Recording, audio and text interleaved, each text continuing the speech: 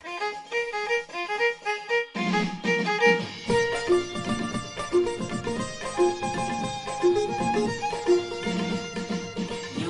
के सरोकारों का दर्पण नए विचारों का, दर्पण नए विचारों का, ये है युवा भारती, ये है युवा भारती, ये है युवा भारती।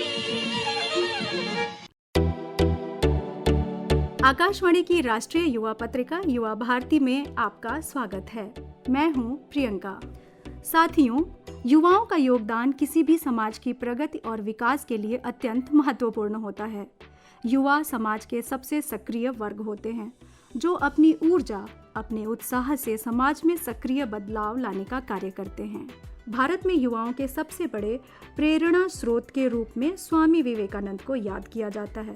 तो राष्ट्रीय युवा पत्रिका युवा भारती की शुरुआत करते हैं स्वामी विवेकानंद के ही विचार के साथ। उठो, जागो और तब तक नहीं रुको जब तक कि लक्ष्य प्राप्त ना हो जाए।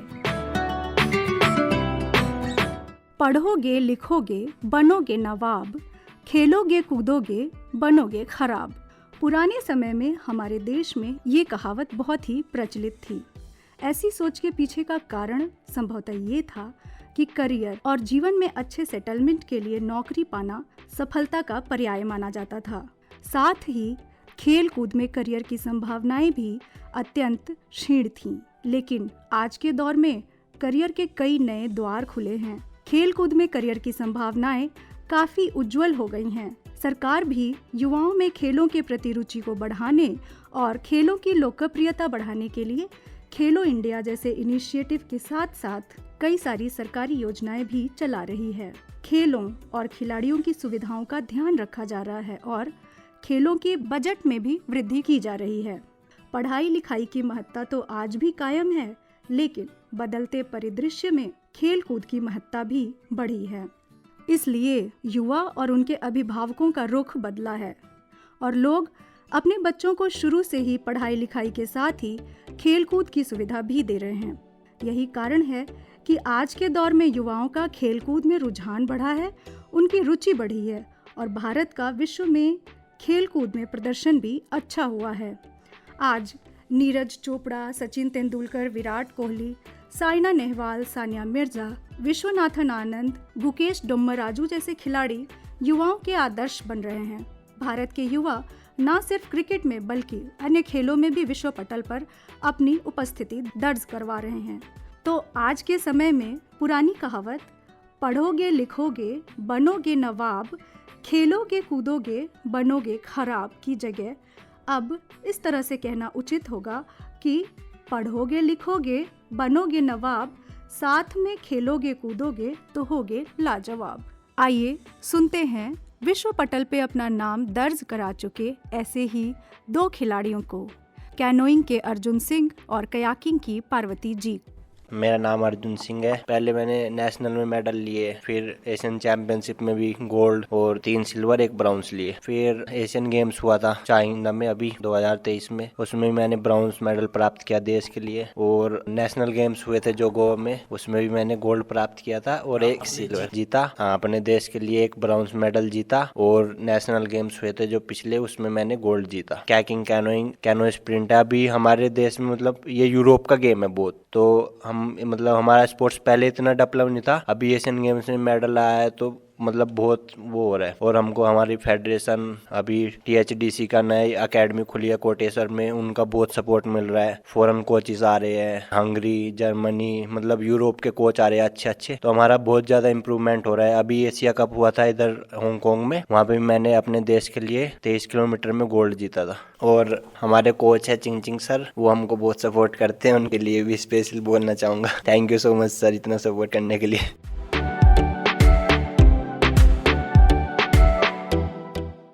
मैं मेरा नाम पार्वती जी है, मैं केरला से, मैं नेवी में जॉब करता है। अभी मैं गेम स्टार्ट करके 9 साल हो गया। उसके बाद मैं भी एशियन गेम्स में पार्टिसिपेट कर दिया है। अभी भी एशिया कप में 2 गोल्ड मेडल मिला है। कायाक में 500 और 200 करता है सिंगल में। पहले साई में ट्रेनिंग कर रहा था, अभी इधर ही आके कोटेश्वर अकेडमी THDC का ट्रेनिंग कर रहा है। उधर भी हमको बहुत अच्छा वाला फैसिलिटीज मिल रहा है, फॉरेन कोच तो आ रहा है। अभी उधर ही खाना वगैरह तो ट्रेनिंग करना, तो नया बोर्ड भी आ गया, सब कुछ मिल रहा है अभी अच्छे से। साथियों, जब बात हो रही है खेलों की तो खेल के साथ ही फिटनेस की बात भी होनी चाहिए। इसी बात को ध्यान में रखते हुए माननीय प्रधानमंत्री ने मन की बात में मोटापे की समस्या की बात उठाई।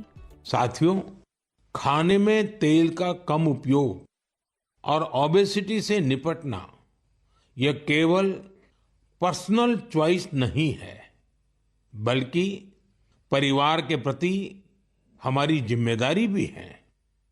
खान पान में तेल का अधिक इस्तेमाल हार्ट डिसीज, डायबिटीज और हाइपरटेंशन जैसी ढेर सारी बीमारियों की वजह बन सकता है। अपने खान पान में छोटे छोटे बदलाव करके हम हमारे फ्यूचर को स्ट्रॉन्गर, फिटर और डिसीज फ्री बना सकते हैं। इसलिए हमें बिना देर किए इस दिशा में प्रयास बढ़ाने होंगे, इसे अपने जीवन में उतारना होगा। राष्ट्रीय युवा पत्रिका युवा भारती में आइए अब सुनते हैं मोटापे की समस्या और रोकथाम विषय पर एम्स के डिपार्टमेंट ऑफ मेडिसिन के प्रोफेसर डॉक्टर नवल विक्रम से आदित्य सिंह की बातचीत। डॉक्टर साहब, मेरा पहला सवाल आपसे ये है कि मोटापा यानी ओबेसिटी किसे कहते हैं? मोटापा हम उस अवस्था को कहते हैं हमारे शरीर में जब फैट, जो वसा, उसकी मात्रा इतनी अधिक हो जाती है जो हमारे स्वास्थ्य पे गलत असर डालती है। तो उस सिचुएशन को हम ओबेसिटी कहते हैं और उसका मापदंड होता है बॉडी मास इंडेक्स। BMI अभी अंतरराष्ट्रीय मानक है जिससे आपका वजन और आपकी हाइट उनको डिवाइड करके, आपके वजन को आपकी हाइट मीटर में करके उससे डिवाइड करके फिर एक BMI एक मानक निकाला जाता है जिसके हिसाब से अलग अलग कट ऑफ दिए गए हैं। उसके हिसाब से फिर हम कहते हैं कि ये इनमें मोटापा है और किस स्तर का मोटापा है। डॉक्टर साहब, अगर हम अपने देश की बात करें तो हमारे देश में मोटापे की समस्या कितनी आम है? हमारे देश में जो हमारे सर्वे हुए हैं नेशनल फैमिली हेल्थ, पूरे अगर देश का एवरेज देखें तो मोटापे में देखा जाए तो हमारे यहाँ 15 से 20% लोग जो हैं वो मोटापे से ग्रस्त हैं, मगर ये एक एवरेज है। डॉक्टर साहब, मोटापे की समस्या होने के जो कारण है वो क्या है? मोटापा एक लाइफस्टाइल डिसीज है। इसका मतलब ये है कि आपकी जो लाइफस्टाइल है उसमें खामियां हैं। सबसे जरूरी चीज होती है खान पान। आप जो खान पान है उसमें आप हाई एनर्जी या हाई कैलोरी वाली चीजें ज्यादा लेते हैं और उसमें 3-4 चीजें हैं, जैसे high fat, high sugar, high salt. तो ये जो 3 चीजें हैं, शुगर, सॉल्ट और फैट, ये अगर आपके खाने में या आपकी डाइट में ज्यादा हैं तो आप मोटापे का शिकार हो सकते हैं। पहली चीज है डाइट, पहली और सबसे जरूरी चीज। दूसरी होती है निष्क्रियता, physical lack of physical activity या सिडेंटरी लाइफस्टाइल। क्या है कि आजकल हम लोग जो हमारा पहले लाइफस्टाइल होता था, ज्यादा चीजें अवेलेबल नहीं थी, ज्यादा आपको ट्रैवलिंग के साधन अवेलेबल नहीं थे, तो लोग ज्यादा पैदल चलते थे। आजकल आपको कुछ भी चाहिए तो आपके घर पे आ जाता है, आपको मार्केट तक भी जाने की जरूरत नहीं पड़ती है। और फिजिकल एक्टिविटी जो होती है, जो व्यायाम वगैरह है, वो भी थोड़े कम हो गए हैं क्योंकि आजकल समय नहीं होता, बच्चों को समय नहीं होता अपनी पढ़ाई से, यंग लोगों को समय नहीं होता अपने काम से, और जो ओल्ड लोग होते हैं उनको समय होता है मगर वो कहीं एक्सरसाइज करने जा नहीं सकते। तो उन सब चीजों को देखते हुए फिजिकल एक्टिविटी भी कम होती जा रही है। तो डाइट और फिजिकल एक्टिविटी ये 2 मेन कारण है जिसकी वजह से हमारा मोटापा बढ़ रहा है। बिल्कुल। हम किस तरह से डॉक्टर साहब आहार का प्रयोग कर सकते हैं? अभी हमने एक्सरसाइज की बात तो कर ली। जी, आहार का सबसे बड़ा योगदान है, मैं कहूंगा, मोटापे को शुरू होने में या मोटापे को ठीक करने में जी, या उसको रोकने के लिए जी, आहार का सबसे बड़ा योगदान रहता है। जैसा मैंने कहा कि अधिक मात्रा में जो है सॉल्ट, शुगर और फैट, ये चीजें हैं, इनको अवॉइड किया जाए। आप जो पौष्टिक आहार जिसे हम कहते हैं, जिसमें आपके फल हो गए, सब्जियां हो गई, दालें हो गई, ये सारी चीजें जो है, सीरियल्स होते हैं, इन सब का उचित मात्रा में सेवन जो है वो एक पौष्टिक आहार कहलाता है। सो इन चीजों का उचित मात्रा में सेवन किया जाए और ये हाई फैट शुगर वाली चीजों को ना लिया जाए, इससे आप मोटापे से बच भी सकते हैं। जरूरी ये है कि टोटल आप कैलोरीज कितना ले रहे हैं। एक आम आदमी को मोटापा कम करने के लिए क्या विधि अपनानी चाहिए कि मोटापा आए ना, अगर आए तो उसके बाद क्या करें? ये बहुत जरूरी है कि आप, मोटापा एक प्रिवेंटेबल डिसीज है जी, जिससे बचाव किया जा सकता है। हम रोक सकते हैं जी अपने आप को मोटा होने से। तो इसकी जो शुरुआत है, ये शुरुआत मैं कहूंगा बच्चों के स्तर से शुरू होनी चाहिए, स्कूल से शुरू होनी चाहिए, घर से शुरू होनी चाहिए। बच्चे जो होते हैं उनमें इस चीज के बारे में उनको बताया जाए कि मोटापा जो क्या होता है, कैसे होता है और उसको कैसे रोका जा सकता है। इसकी नॉलेज और इसके अवेयरनेस जो है वो फैलाई जाए बच्चों में। और बच्चे जो हैं वो ज्यादा रिसेप्टिव होते हैं, बहुत इंटेलिजेंट होते हैं, और वो आकर के अपने घर में अपने पेरेंट्स को भी समझाएंगे। दूसरा ये है कि जैसा मैंने पहले कहा कि डाइट सबसे इंपॉर्टेंट चीज, डाइट में आप यही देखिए कि high salt, high fat, high sugar वाली चीजें अवॉइड करिए सीधे सीधे। और ये अवॉइड आपने कर लिया तो आपका जो मेजर काम तो हो गया। कैलोरी अवॉइड करिए, जितना आपको आपकी फिजिकल एक्टिविटी है उसी के हिसाब से जितनी आपकी बॉडी को जरूरत है उतना ही खाइए। और आप एक्टिविटी करिए, फिजिकल एक्टिविटी करिए, आप समय निकालिए अपने हेक्टिक शेड्यूल में। और अगर आप एक्सरसाइज के लिए अलग समय ना भी निकाल पाते हैं, कि कोई कहे कि मेरे पास समय नहीं है, मेरे पास जगह नहीं है, मेरे पास फैसिलिटी नहीं है, कोई बात नहीं, आप अपने कार्यस्थल में फिजिकल एक्टिविटी बढ़ाइए। जैसे आप मार्केट जाते हैं उसमें आप फिजिकल एक्टिविटी बढ़ाइए। डाइट और फिजिकल एक्टिविटी सबसे जरूरी है आपको मोटापे से बचने के लिए, या अगर आप मोटे हो गए तो उसको वापस नॉर्मल। डॉक्टर साहब, आपने हमें इतनी इंपॉर्टेंट जानकारी, इतनी महत्वपूर्ण जानकारी दी कि मोटापा हमारे संभ्रांत होने का प्रतीक नहीं है, बल्कि बीमारी की तरफ हमें ले जा सकता बिल्कुल है। और आप स्टूडियो में आए और इसके लिए आपका बहुत बहुत धन्यवाद। साथियों, राष्ट्रीय युवा पत्रिका युवा भारती में हम आपके लिए लेकर आए हैं वुमेन यूथ इंस्पिरेशन सेगमेंट में विंग कमांडर के पद पर कार्य कर चुकी मृणालिनी बालेकुंद्री का रोचक सफर। मैं अपने बचपन से शुरुआत करना चाहूँगी। तो जब मैं स्कूल में थी तब हमारे स्कूल में एनसीसी रहता था, तो मैं तभी से फैसिनेटेड थी यूनिफॉर्म से। मैंने सोचा कि मैं भी एनसीसी ज्वाइन करूँगी एंड मुझे भी इस यूनिफॉर्म को एक दिन पहनना है, देश के लिए कुछ करना है। तो मैंने अपनी माँ को बताया कि मुझे ये करना है, तो उन्होंने मुझे बहुत सपोर्ट किया। उन्होंने बोला कि नहीं, तुम्हें जो मन में आए तुम करो। फिर मैंने एनसीसी ज्वाइन किया। उस टाइम पे मैम पूछती थी कि तुम अभी 10th पास हो गए हो, अब तुम लोग क्या करोगे आगे लाइफ में। तो आई जस्ट रिमेंबर कि मैंने मैम को बोला कि मुझे एयरफोर्स ज्वाइन करना है। एंड काफ़ी लोग हंस दिए उस टाइम पे कि अरे ये कैसे होगा, वो तो बहुत कम लोग उसमें जाते हैं एंड इतना इजी नहीं है कि तुम इतने इजीली बता रहे हो। तब मुझे थोड़ा सा बुरा लगा था। मैंने आके घर पे बताया था कि ऐसे हुआ है, बट मेरी मम्मी हमेशा मेरी सपोर्ट पिलर रही है। उन्होंने कभी मुझे ये नहीं बताया कि तुमसे नहीं हो पाएगा। उन्होंने बोला कि तुम देखो कि क्या करने से तुम इसमें जा सकते। उसके बाद मैंने देखा कि चलो साइंस स्ट्रीम लूँगी मैं, तो मेरे पास ज़्यादा अपॉर्चुनिटीज़ है, तो मैंने साइंस स्ट्रीम ली। एंड मेरे घर पे सारे बिजनेस वाले थे, तो मेरे फादर थोड़े से ज़्यादा ही प्रोटेक्टिव थे, बट उसी टाइम पे हमें थोड़ा फ्रीडम भी देते थे कि तुम सोच लो क्या करना है, बट ये मेरा कहना है। फिर मेरे एक दूर के मामा जी थे जो आर्मी में कर्नल थे, मैंने उनको कॉल किया एंड उन्होंने जैसे ही मैंने उनको बोला कि नहीं मुझे एयरफोर्स ज्वाइन करना है, तो उन्होंने बोला नहीं नहीं मत ज्वाइन करो, लड़कियों के लिए ये स्ट्रीम बिल्कुल अच्छी नहीं है एंड तुम्हें नहीं ज्वाइन करना चाहिए। फिर मैंने सोचा नहीं अब तो मैं ज्वाइन करके रहूँगी। फिर मैंने इंजीनियरिंग ज्वाइन करी। इंजीनियरिंग के टाइम पे मैंने अपनी बी और सी सर्टिफिकेट कंप्लीट करी। आई विल टेल यू कि लास्ट पेपर था मेरा सेमेस्टर का जब हमारे रिजल्ट आए एंड मैंने एयरफोर्स क्लियर कर दिया था एंड उसके बाद मैंने कॉलेज भी टॉप कर दिया था उस साल में। तो मेरा जैसे ही 8th सेमेस्टर कंप्लीट हुआ 5 days में I joined Indian air force for my training. तो वहाँ से मेरी ये जर्नी शुरुआत हुई एंड उसके बाद आई थिंक कि काफ़ी सारे लोग जो मेरे साथ थे, मेरे जूनियर्स थे, मेरे सिस्टर्स थे, ये सारे काफ़ी मुझसे इंस्पिरेशन लिया उन्होंने एंड उन्होंने भी अपने अपने सपने पूरे किए।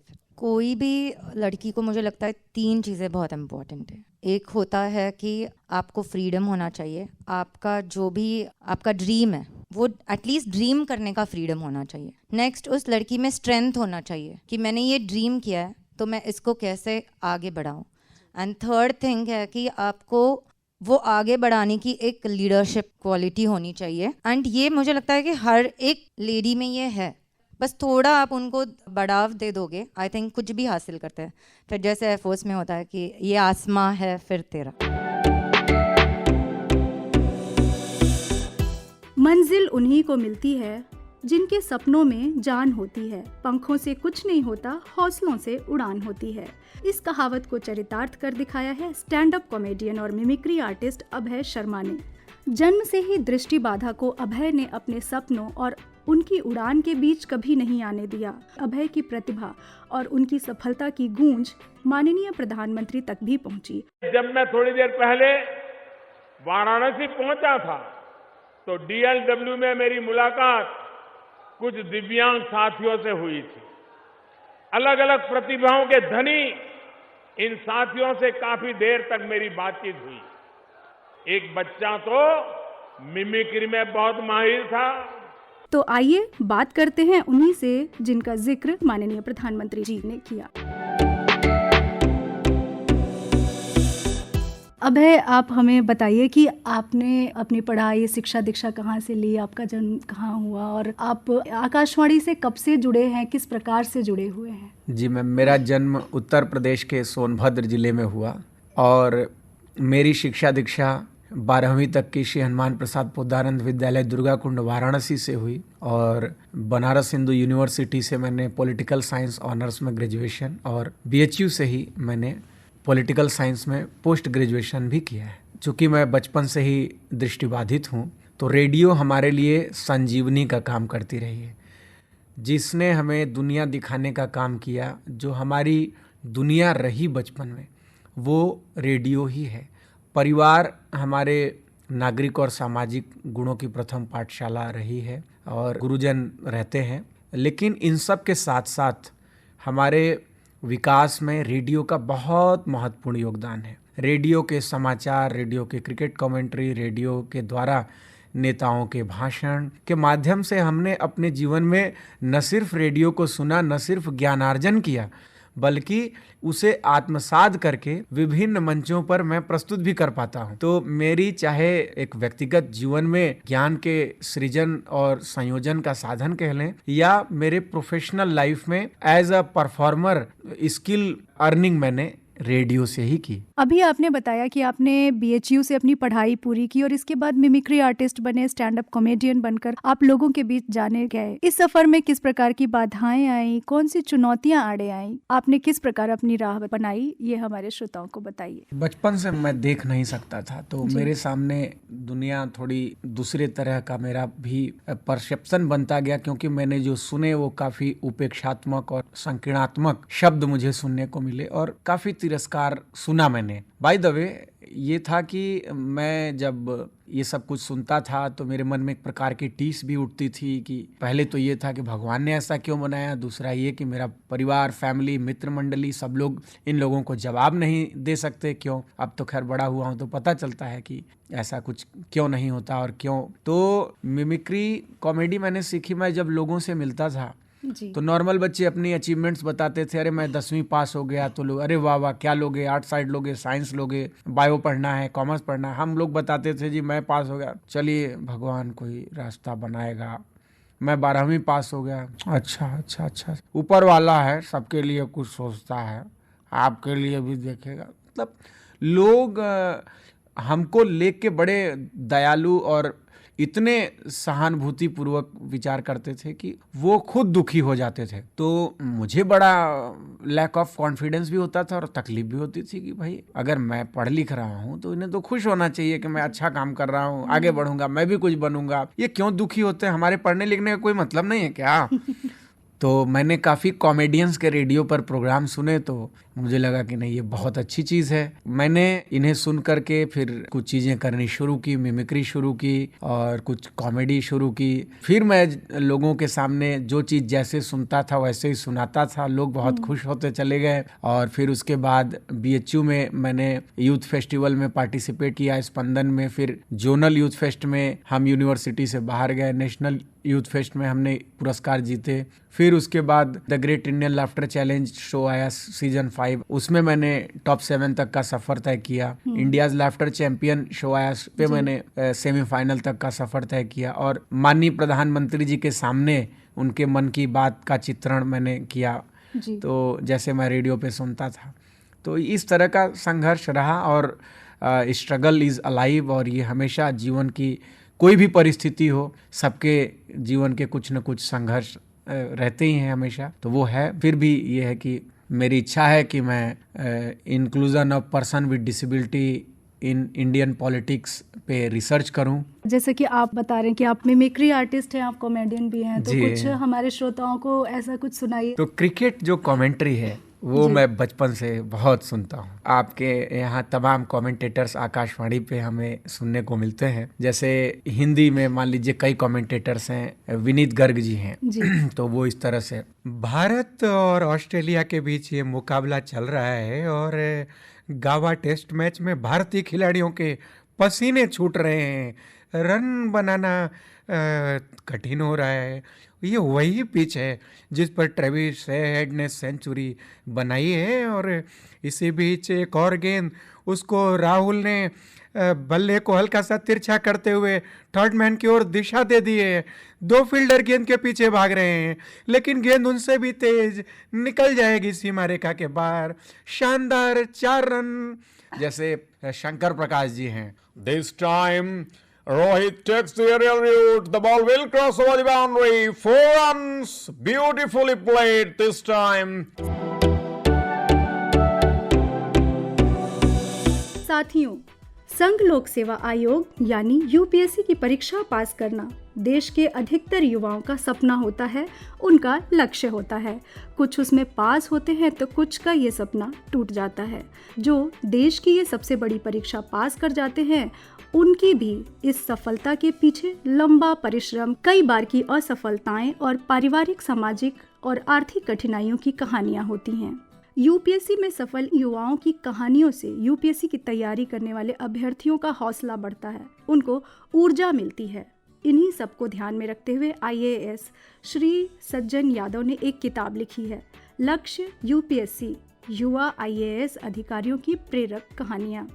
आइए सुनते हैं उनसे नीलम मलकानिया की बातचीत का संपादित अंश।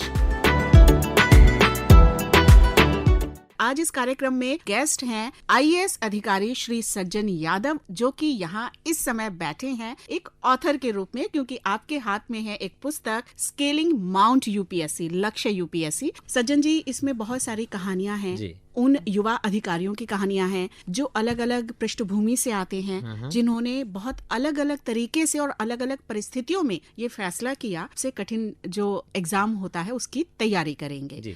हमारे श्रोता इस समय आपको सुन रहे हैं और इसमें बहुत सारा हमारा जो यूथ है उनके पास लक्ष्य तो बहुत बड़े बड़े हैं, लेकिन कई बार मार्गदर्शन की कमी होती है। तो हम ये उम्मीद करते हैं कि आपके माध्यम से सीधे आज मार्गदर्शन जो है उन तक पहुंचेगा। आप ये बताएं कि जब भी अभ्यर्थी परीक्षा की तैयारी करें उस समय उनके बेसिक्स क्या होने चाहिए, कैसे वो अपने विषयों का चुनाव करें, कब से किस उम्र में उन्हें ये तैयारी कर लेनी चाहिए और शुरुआती एजेंडा क्या हो, क्या स्ट्रेटेजी रहे? जी, तो सबसे पहले तो मैं आपके आखिरी क्वेश्चन पे आता हूँ कि कब शुरू करनी चाहिए। तो कब शुरू करनी चाहिए, मैं कहूँगा कि जब आपके दिमाग में ये आए कि मेरे को आईएएस ऑफिसर बनना है जी, उसी दिन से तैयारी शुरू कर देनी चाहिए। लेकिन ऐसा नहीं है कि उसी दिन से रात दिन पढ़ना है, ये नहीं कह रहा मैं। अगर आप उस समय स्कूल में हैं या कॉलेज के फर्स्ट ईयर सेकंड ईयर में हैं तो आपको बेसिक किताबें जो हैं अपनी जनरल नॉलेज सबसे पहले बढ़ानी चाहिए, करंट अफेयर्स की नॉलेज बढ़ानी चाहिए। एनसीईआरटी की किताबें चाहे 9th 10th की किताबें पढ़ें, 11th 12th की पढ़ें, उनसे शुरुआत करनी चाहिए। तो ये तो पहला स्टेप है जी। उसके बाद मैं कहूँगा कि कॉलेज के इमीडिएटली बाद शुरू कर देना चाहिए बहुत सीरियस वाली तैयारी, क्योंकि कॉलेज लाइफ भी एंजॉय करनी है। ऐसा नहीं कि कॉलेज लाइफ के दौरान ही आप ये सब कर रहे हैं। कॉलेज लाइफ के दौरान तो आप बेस बनाइए, अपनी नींव को मजबूत करिए। कॉलेज जैसे ही खत्म होता है तो अपना सपना पूरा करने में दिन रात जी जान से फिर लग जाना है। उस समय आपको पूरी मेहनत करनी है और कॉलेज के इमीडिएटली बाद करने का फायदा होता है। फायदा ये होता है कि तब आपकी नॉलेज अच्छी है, आपकी सब्जेक्ट की नॉलेज अच्छी है, आपकी जनरल नॉलेज अच्छी है, बेटर है, और साथ के साथ आपको कुछ फैसिलिटी भी रहती हैं कॉलेज में। अगर आप पोस्ट ग्रेजुएशन में एडमिशन है तो लाइब्रेरी की फैसिलिटी है, दूसरी चीजें हैं। तीसरा इंपॉर्टेंट पहलू इसमें है कि जो ऑप्शनल सब्जेक्ट का चुनाव कैसे करना है। एक तो ऐसा सब्जेक्ट होना चाहिए जिसमें आपकी रुचि हो, जिसको आप इंजॉय करते हो। तो अगर तो ये सब्जेक्ट वही है जो आपने ग्रेजुएशन में पढ़ा है और आपकी रुचि भी है तो सबसे बढ़िया चीज़ है ये। क्योंकि नॉलेज आपकी ग्रेजुएशन के समय हो गई और आपको सब्जेक्ट में रुचि भी है। पर कई बार बच्चे ये देखते हैं कि सब्जेक्ट में जो पढ़ा ग्रेजुएशन में रुचि नहीं है, पेरेंट्स ने बोल दिया पढ़ लिया, या ऐसे ही ट्रेंड चल रहा था तो पढ़ लिया। तो जो सब्जेक्ट आपको सबसे अच्छा लगता हो, जो इनके लिस्ट ऑफ सब्जेक्ट में है यूपीएससी के, उनमें से सब्जेक्ट का चुनाव करें। चुनाव करते टाइम 2-3 चीज़ों का ध्यान रखना है। एक तो आपकी रुचि उसमें है कि नहीं है, दूसरा इंपॉर्टेंट है उसका सिलेबस कितना बड़ा है, क्योंकि टाइम बहुत इंपॉर्टेंट है। इतना बड़ा सिलेबस होता है हर चीज़ का, जनरल स्टडीज़ का भी, ऑप्शनल का भी, तो उस समय उसका सिलेबस कितना बड़ा है। तीसरा, उसका कहीं ओवरलैप है क्या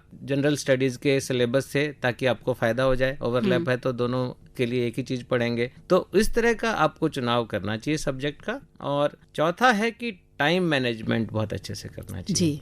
आपको अपने समय का एक एक मिनट का हिसाब रखना चाहिए कि मैं कहीं समय बर्बाद तो नहीं कर रहा हूँ। तो पूरा फोकस आपका टाइम मैनेजमेंट में हो। एक और इम्पॉर्टेंट बात है, वो है कि सिलेबस के हिसाब से पढ़ना है जी। जब आप पूरी तरह से तैयारी में जुट गए हैं, उस समय आपको सिलेबस के हिसाब से ही पढ़ना है, सिलेबस के बाहर नहीं पढ़ना है। और हर टॉपिक पे 2 से ज़्यादा किताबें या सोर्सेज नहीं पढ़ने चाहिए, क्योंकि अगेन समय का बहुत महत्व है। तो आप जितना समय इन्वेस्ट कर रहे हैं उसका रिटर्न इतना नहीं आता। एक आपको ये भी देखना है कि पिछले सालों में सवाल कौन से टॉपिक से ज़्यादा पूछे गए हैं, उन टॉपिक्स पे ज़्यादा ध्यान देना है। जिन पे सवाल कम आते हैं उन पे थोड़ा कम ध्यान देने से भी हो जाएगा। तो ये सारी बातें अगर आप ध्यान में रखेंगे तो आपका जल्दी से जल्दी सिलेक्शन हो सकता है। बहुत सारे इस तरह के हमारे युवा साथी हैं जो बार बार कोशिश करने के बाद भी क्लियर नहीं कर पाते हैं किसी वजह से यूपीएससी, और बेहद निराश हो जाते हैं। तो इस समय अगर ऐसा कोई युवा आपको सुन रहा है तो उससे आप क्या कहना चाहेंगे? मैं कहना चाहूँगा कि अपने आप पे भरोसा रखिए। सबसे पहले सबसे ज़्यादा इम्पोर्टेंट है सेल्फ कॉन्फिडेंस। आप जरूर कर पाएंगे अगर आपने पूरी मेहनत से, ईमानदारी से, स्ट्रेटजी से आप काम कर रहे हैं, तैयारी कर रहे हैं, तो आप डेफिनेटली सक्सेसफुल होंगे। अपनी हिम्मत मत छोड़िए, अपने आप पे भरोसा रखिए। इवन इस किताब में भी जो सक्सेसफुल कैंडिडेट मैंने जिनकी कहानी बताई है, हर एक को किसी ना किसी स्टेज पे ये लगा कि मैं नहीं कर, फेल भी हुए। तो ऐसा नहीं है कि फेलियर नहीं होता है। फेलियर तो ऑलमोस्ट जो एग्ज़ाम देते हैं 90% लोग का एक ना एक स्टेज पे फेल होते ही हैं। तो फेलियर को गले से नहीं लगाना है, फेलियर से नहीं दबना है, आपको असफलता से डरना नहीं है, असफलता को सीढ़ी बना के ऊपर चढ़ना है, तभी सक्सेस मिलेगी। और अगर अटेम्प्ट्स खत्म हो जाते हैं जी, उसके बाद क्या राह होनी चाहिए उनकी? क्या वो उसके बाद स्ट्रेटेजी बनाए, कैसे आगे बढ़े जीवन में? एक तो मैं बताना चाहूँगा कि एग्ज़ाम ना ये बहुत कुछ सिखा देता है। ये केवल वो एग्ज़ाम नहीं है कि आपने एग्ज़ाम दिया, आपकी सिलेक्शन हो गया, आपको नौकरी मिल गई। लेकिन जो लोग नहीं सक्सेसफुल हो पाते हैं, उनका भी नॉलेज इतना ज़्यादा बढ़ जाता है इस प्रोसेस में, उनका भी कॉन्फिडेंस इतना ज़्यादा बढ़ जाता है, राइटिंग एबिलिटीज़ बढ़ जाती हैं, वर्बल जो बढ़ जाती हैं क्वालिटीज़, तो वो जीवन में ज़रूर सक्सेसफुल होंगे। चाहे इस एग्ज़ाम में सक्सेसफुल नहीं हो पाए हों किसी कारण वश, लेकिन आगे आने वाले समय में जो इन्होंने बेस बना लिया है, जो उन्होंने क्वालिटीज ले ली हैं, उनका जरूर उनको फायदा होगा। तो वो जिस फील्ड में भी जाएंगे उसका आत्मविश्वास बड़ा होगा, उनका आत्मचिंतन का शक्ति अच्छी होगी, विश्लेषण की शक्ति अच्छी होगी। तो यानी अगर किसी वजह से अब आप एग्जाम नहीं दे सकते हैं सिविल सर्विसेज का, तो भी निराश नहीं होना है, क्योंकि तैयारी ने आपको इतना तैयार कर दिया है कि जीवन में बहुत सारे दरवाजे जब आप नॉक करेंगे तो आपके लिए खुल जाएंगे। जी, बिल्कुल जी। तो सज्जन यादव जी, आप IAS अधिकारी, हमारे युवा साथियों को लाभ पहुंचाने की दृष्टि से आप इस कार्यक्रम में आए, बहुत अच्छा लगा। मैं आकाशवाणी की पूरी टीम की ओर से आपको बहुत बहुत धन्यवाद कहती हूँ। धन्यवाद नीलम जी। भारत के स्वाधीनता संग्राम में युवाओं का योगदान अविस्मरणीय है। 23 मार्च को शहीद दिवस के उपलक्ष्य में भगत सिंह, सुखदेव थापर और शिवराम राजगुरु के सर्वोच्च बलिदान को नमन पूर्वक याद करते हुए वर्तमान पीढ़ी के लिए उनके महान संदेश को रेखांकित करते हुए राष्ट्रीय युवा पत्रिका युवा भारती का समापन करते हैं। प्रियंका को अनुमति दीजिए। नमस्कार।